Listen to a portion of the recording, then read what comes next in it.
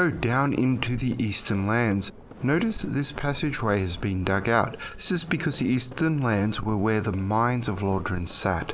Bronze and brass required tin and copper, and in the first Age of Fire, they were mined in the Eastern Lands by these half-giants up here. Now though, this land is referred to as Blighttown as it has become corrupted by the dark. Most enemies have an attack which tell their story, and here it is the roaring attack which tells the story of the half-giants. I remember when I first played Dark Souls 1, I thought this attack was to call allies to the fight, or some kind of rage buff action you see in other role-playing games. But then it turns out it's neither of those. This roar is simply an illogical action, a scream for the sake of screaming, and for the player, it is a free hit on the half-giant.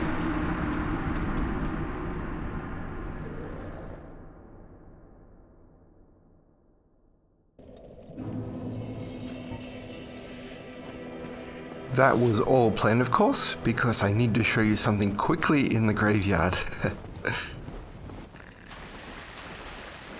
And don't worry about that snoring for now, we'll cover that in a future episode.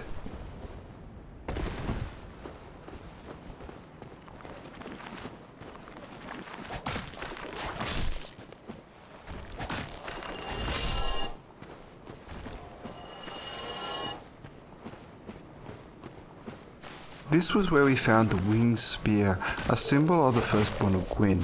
It sat in front of a forgotten grave of a giant.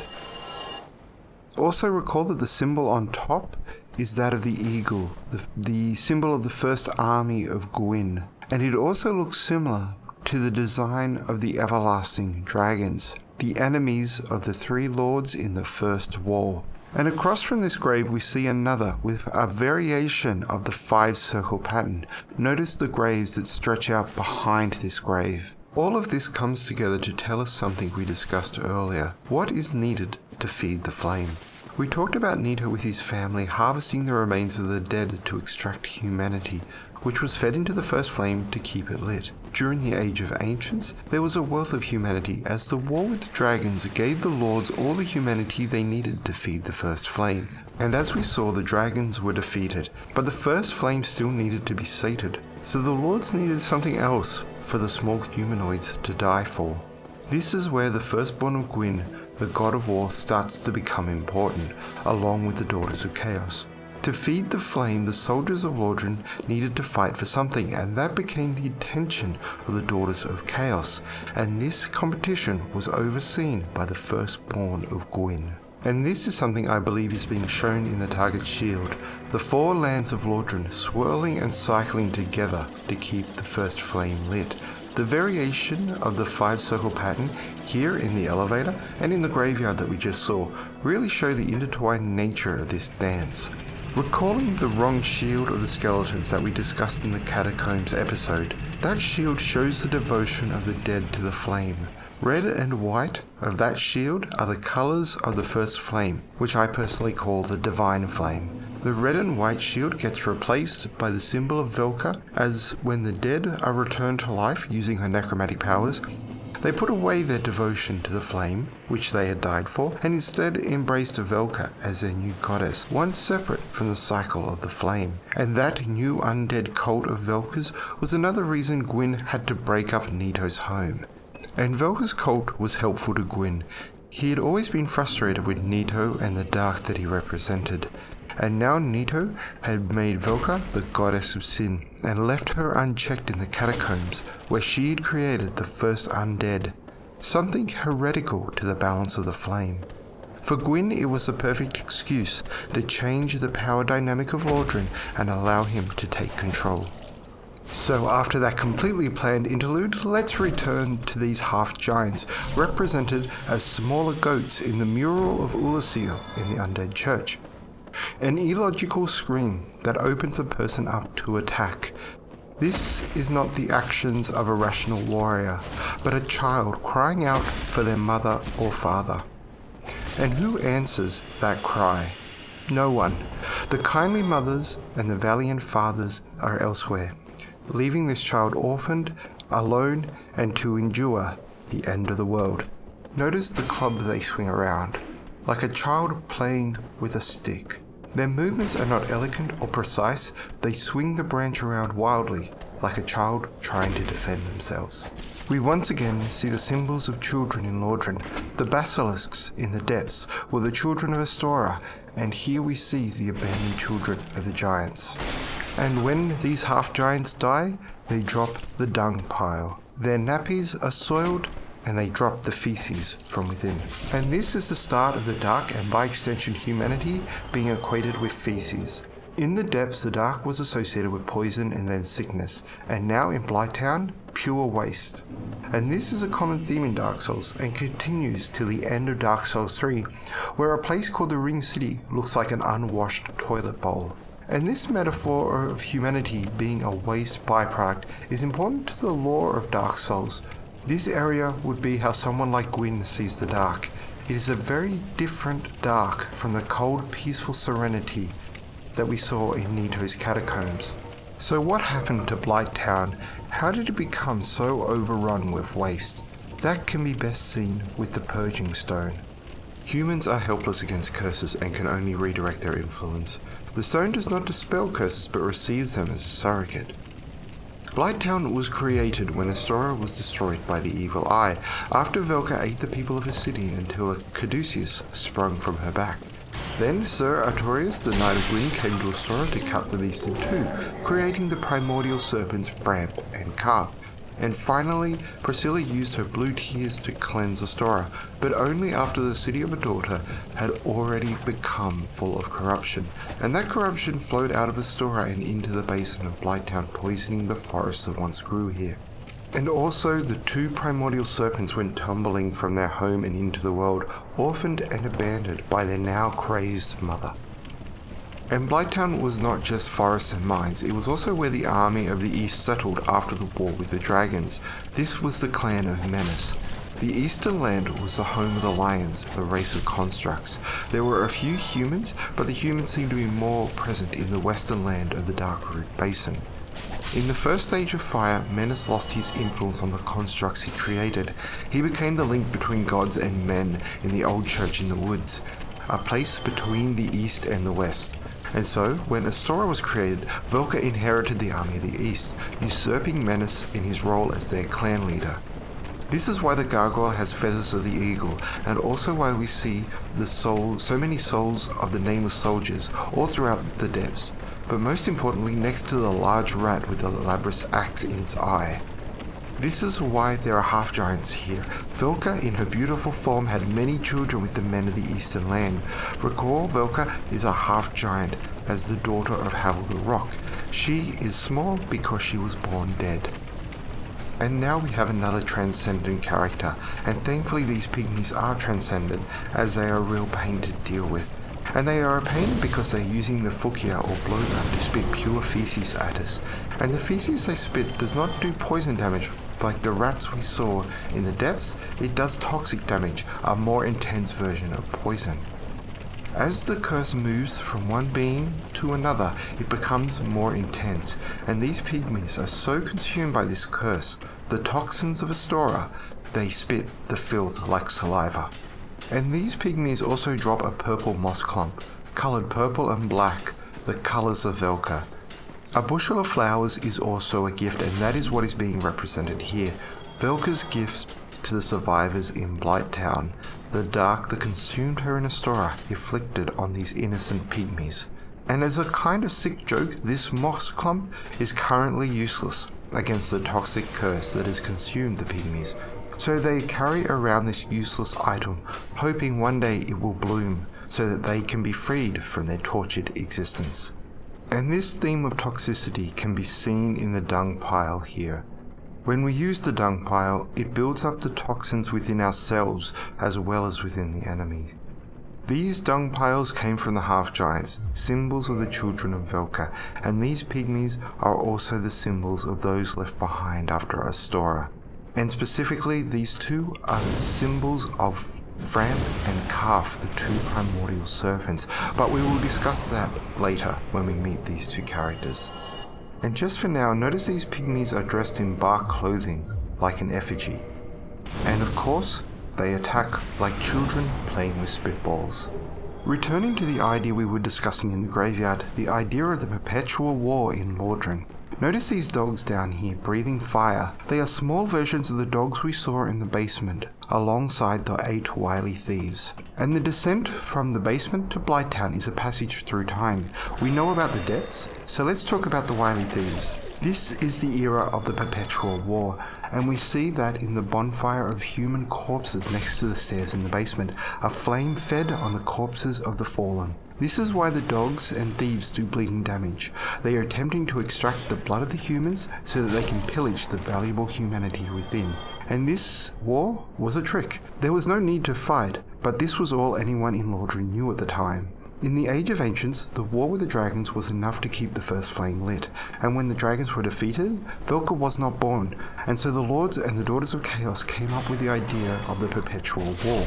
The details of the war are very vague, but this is why the number 7 and 8 appears so frequently with the Daughters of Chaos. One goes missing. One of the Daughters of Chaos was given to men, and each realm fought to possess that Daughter of Chaos, and to have children with her. This is why we see the naked breast on the target's shield. At first, this is a rather brutal image of war, death, and ultimately rape, but remember the thieves of Lordran are wily. The Daughters of Chaos get exactly what they need from the naive children of Lordran, and they lost nothing in return. They are mosquitoes that float from one victim to another victim, extracting the poison blood for their own.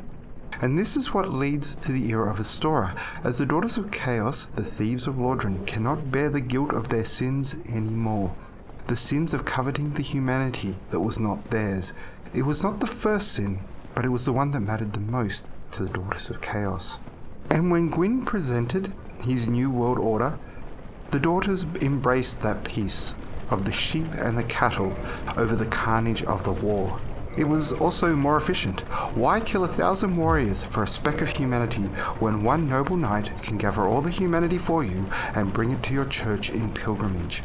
And then that fattened human is slaughtered in a valiant display of courage against the beasts atop the temple. And quickly, let's demonstrate the use of the Firekeeper's soul I just acquired. The Firekeeper is suddenly absent, and this bonfire can now not be lit. Sadly, it looks like Knight Lordran has left us to finish his work above. It looks like something terrible has happened. There has been a murder at Firelink Shrine. This woman trapped below the earth has had her life destroyed by some criminal. But this does solve our mystery. Clearly the work of Knight Lordran was to protect this woman, and now that he is gone, we have sadly lost our Firekeeper. A bit anticlimactic, but hey, that's the way these stories go sometimes. So with the mystery solved, let's do what we came to Lordran to do, and that was rifle through the remains of the slaughtered. The Black Eye Orb. Mystical orb found on a keeper's corpse. Invade the world of the murderer of a Firekeeper to defeat the perpetrator and reclaim the soul of the Firekeeper. The Black Eye keeps constant watch on the city of the gods and Londo. Not all hope is lost for the poor woman here who had her tongue cut out in her village so she was unable to speak. The murderer has only torn out her soul, her life force, her reason for being, and if we head up to Londo we may cross paths with the culprit and take it back. Hopefully also Knight Lordran is there to help us in the battle. Also notice the colour of the orb, black and yellow.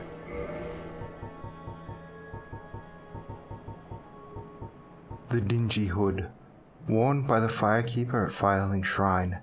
It is thought to have once been the white hood of a maiden, but smoke and ashes from bonfires darkened it over the years.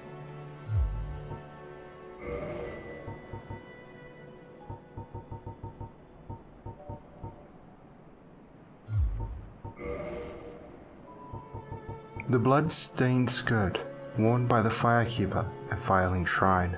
It is thought to have once been the white skirt of a maiden, but its true origin is lost in patches of blood. Perhaps its former wearer was maimed to prevent escape. It's an interesting idea presented by Velka, our narrator, that this woman has been maimed to prevent escape, but one look at her cell shows that that is not the reason. The cell is keeping her very firmly in place. This blood is from something else. The reason a woman may have blood on her skirt is because of menstruation or childbirth.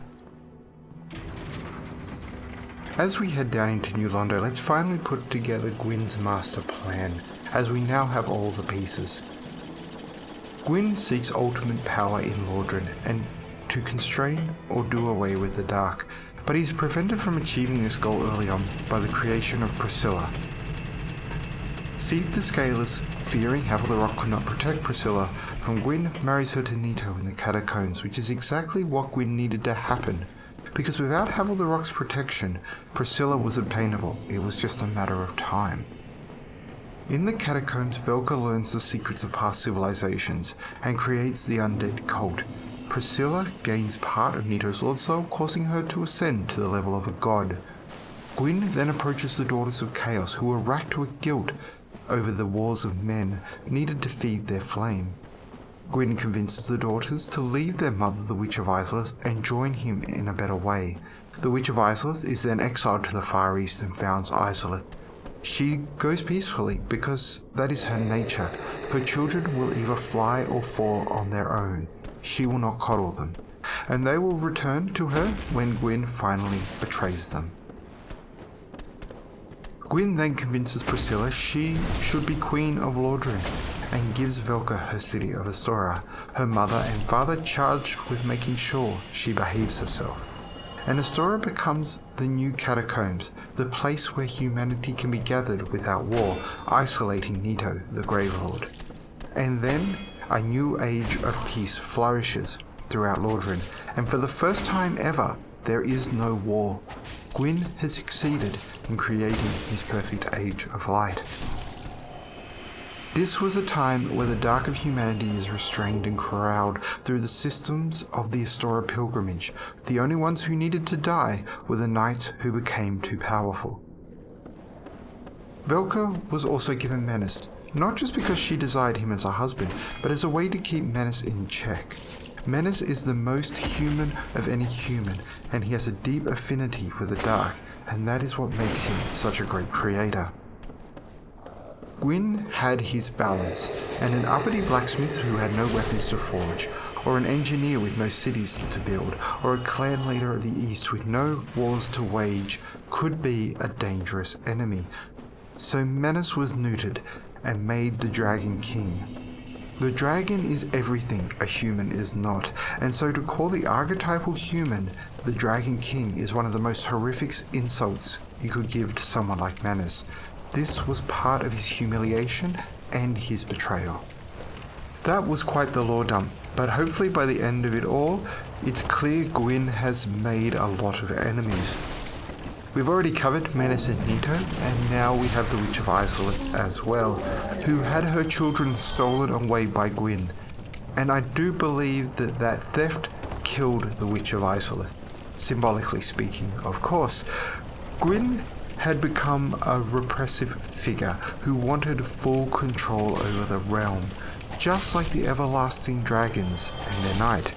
We see the theme of cycles coming through again. Gwyn sought not just what was his, the light, but all of Lordran.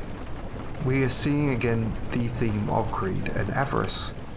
And Gwyn has now made a perfect home with his family, who are free of the threat of dark. We see once again the theme of the search for home, the search for family, the search for union. I know I talk a lot about the themes of Dark Souls, but I find it a useful tool to keep it all in my head and to see more detail in the world. And just here as we head over Blight Town, I'd just like to point out the huge improvement that the remastered edition has given to this area. Everything in Blight Town here just looks so much more gross and disgusting than the Prepare to Die edition. So well done to the artists who worked on all of this. And here we have another one of the sneaky mosquitoes, always trying to ambush us when we least expect it. And now to switch gears here and talk about New Londo and an important group associated with that place, the Sealers. Remedy, Sorcery of the Red Robe Yulva, one of the sealers of New Londo, reduces bleeding and poison buildup and undoes various poisonous effects. One of the New Londo's unique healing sorceries. These mosquitoes can be somewhat annoying. I'm starting to really sympathize with Gwyn and his worldview. Anyway, back to Remedy. Perhaps Yulva abandoned her sealer duty to take her healing arts back to Blighttown. Notice the visual design of Remedy. In most games, the symbol of curative spells are a red cross or a caduceus with a staff or a green leaf representing a healing herb of some kind. But here in Lordran, the symbol of the Remedy spell is a constellation of stars with lines drawn between them. This is a reinforcement of the idea we found with the Purging Stone.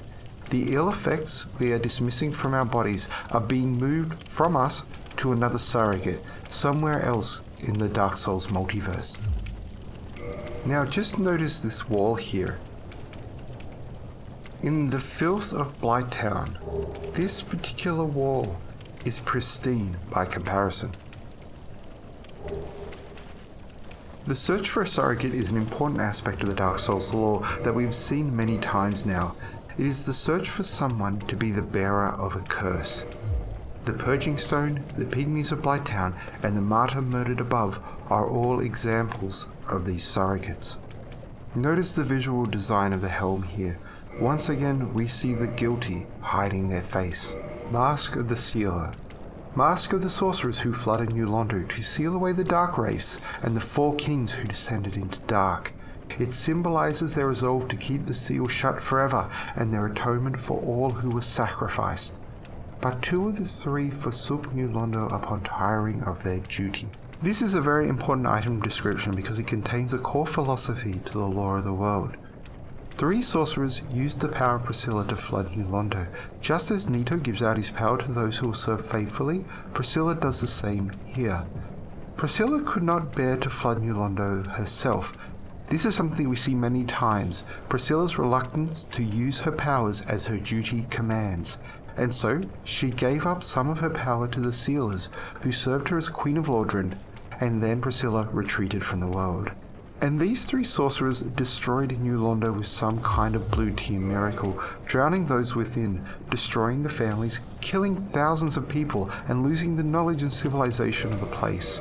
And those three wore this helm to mark their resolve to keep the seal of Londo shut forever, making sure the evil of New Londo never resurfaced again.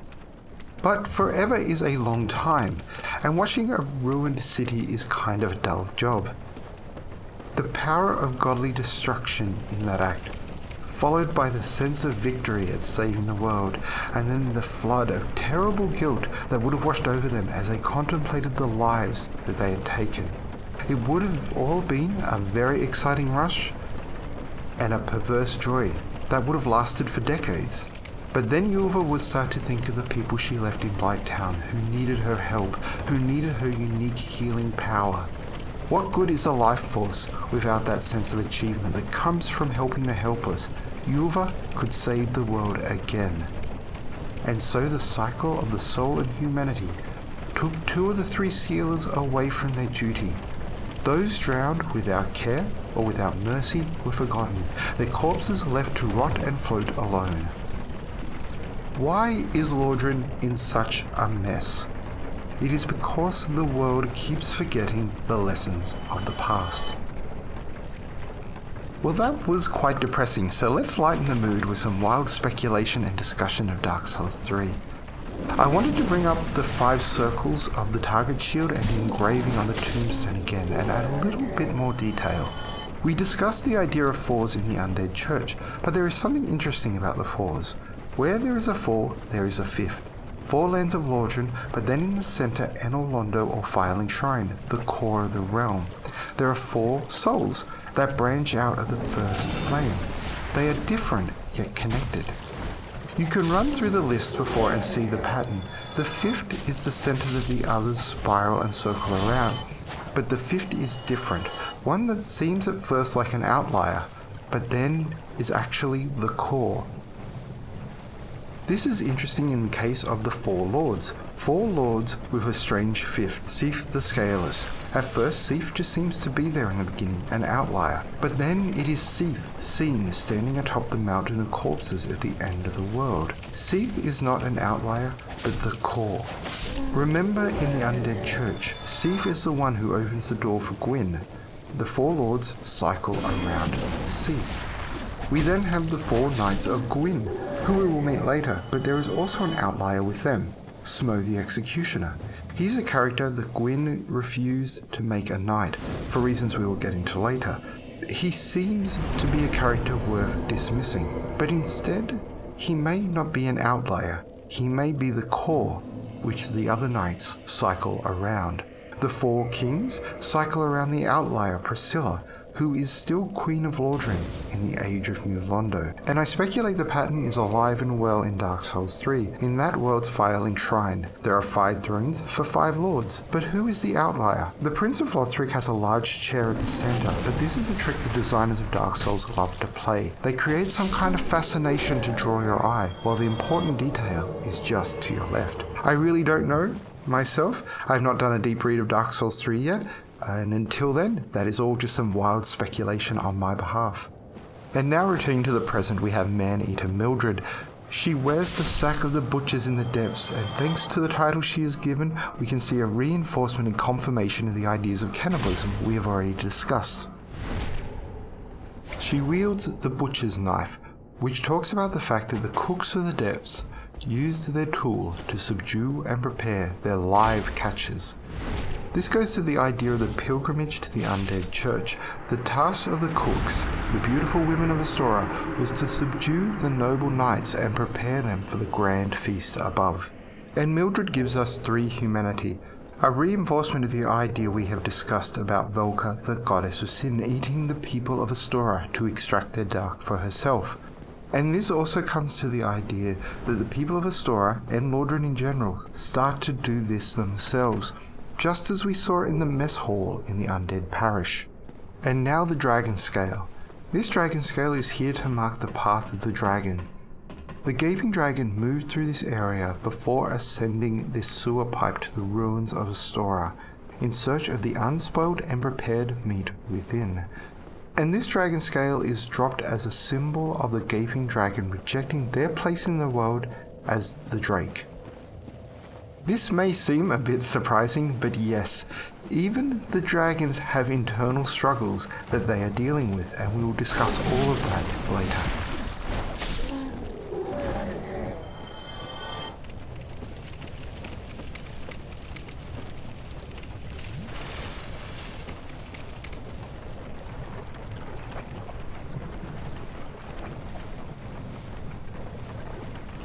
Having talked a lot about the Daughters of Chaos, let's go now and meet one of them, Chaos Witch Quelaag. And as we head up to her domain, notice these insect creatures that throw and spit fire from their large stomachs. Notice they have 4 wings. Now think on that while comparing it to the mosquitoes we have seen. These mosquitoes have 2 wings.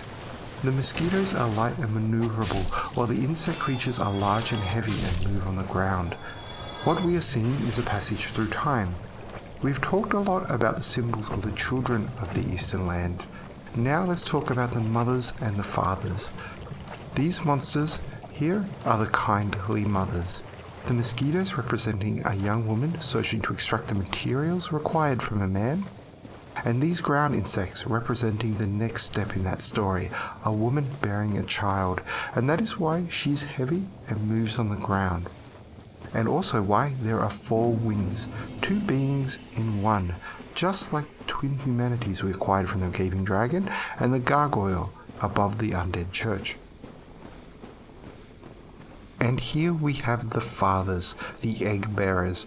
The valiant father carries the heavy load of his family on his back, pinned and squashed to the ground. If you listen closely, you can hear these men praying. They worship the remaining Daughters of Chaos, just as their ancestors did after the war with the dragons, willing to do anything to serve the Chaos Witch Quelaag.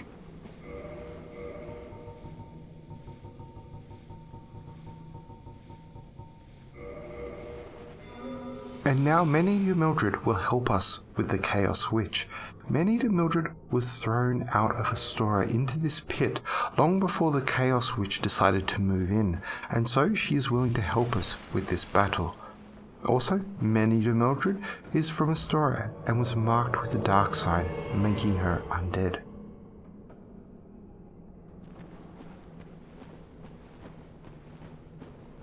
And now let's see how Man-Eater Mildred reacts to the followers of Quelaag.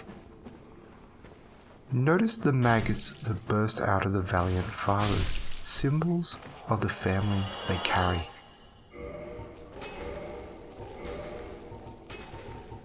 I just got invaded there, so I've just reset, and now let's go in and meet Chaos Witch Quelaag.